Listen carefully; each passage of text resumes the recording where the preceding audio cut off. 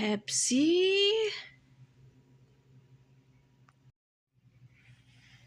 Pepsi! Thank you, Pepsi. We got some new ones too, but there's no space on the shelf, so we have to figure something out. I have been tasked with studying the food safety handbook, and to be honest with you, most of it is pretty common sense, and it's stuff that I already understand intuitively, like how to wash your hands.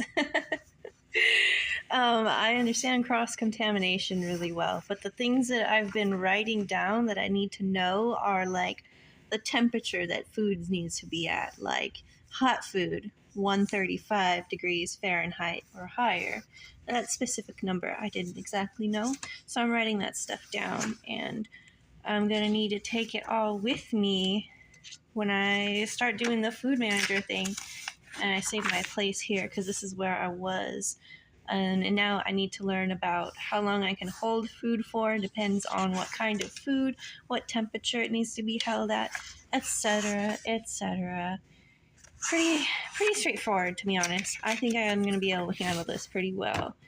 The hard thing will be, I think, coming up with a menu, and I sure hope we have all the equipment. I'm assuming we do. Why wouldn't we have different types of thermometers? It's a kitchen.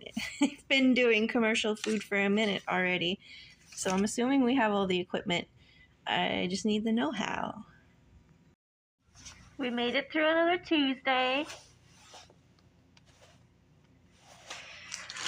So it's been pretty slow. Fortunately, it has not been very busy. However, very early this morning, I saw Albert and his dog Buddy.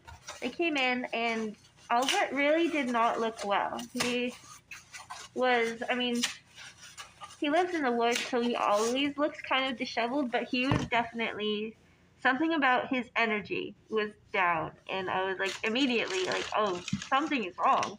And so I asked him, I was like, hey, what's going on? And he's like, I need to go down south and give up my dog and get into rehab. And I was like, oh. And he's been talking about, he has a problem, as understandable. He has some kind of addiction that he hasn't disclosed exactly what, but it's none of my business what. He only has to tell me what he feels comfortable telling me. And he's never come here high, specifically because he says he respects us too much. Me and my manager, specifically. He really cares about and respects us, so he doesn't want to come to us when he's in that state. But to me, it looked like he had definitely been doing something, and I was worried. I was very worried about him.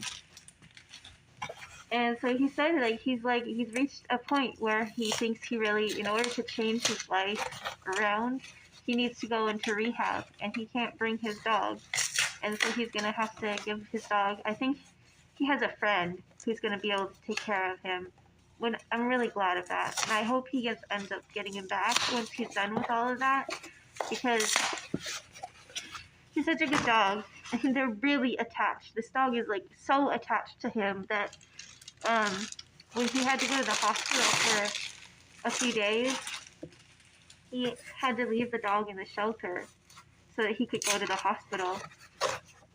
And when he came back to the dog, Buddy was so mad at him. He said that Buddy was treating him differently and just kept snapping more than usual. And it's like he had definitely been through a traumatic experience.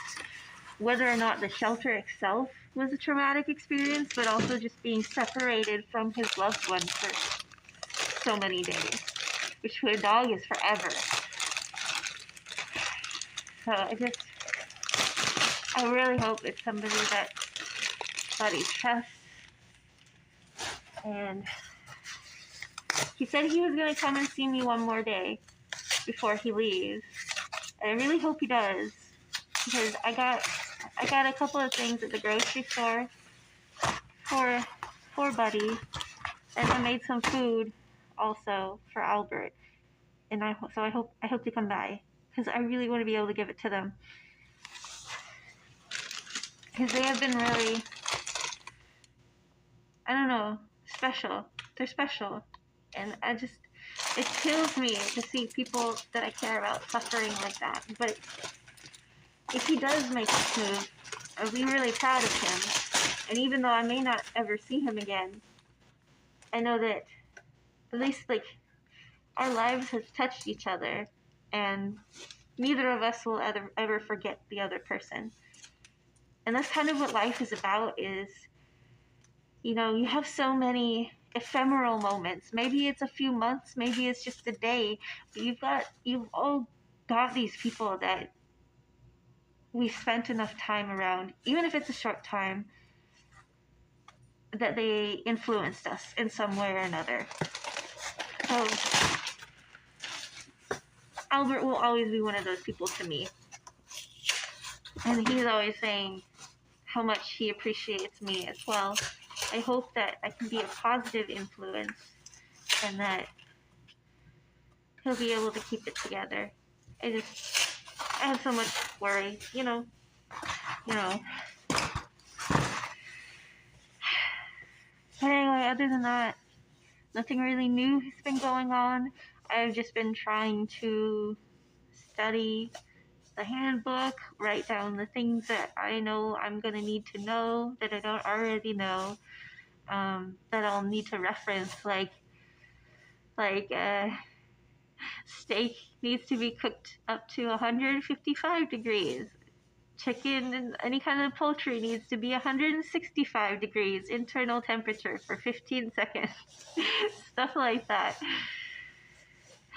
But anyway, I finished the boxes. That actually wasn't too bad today.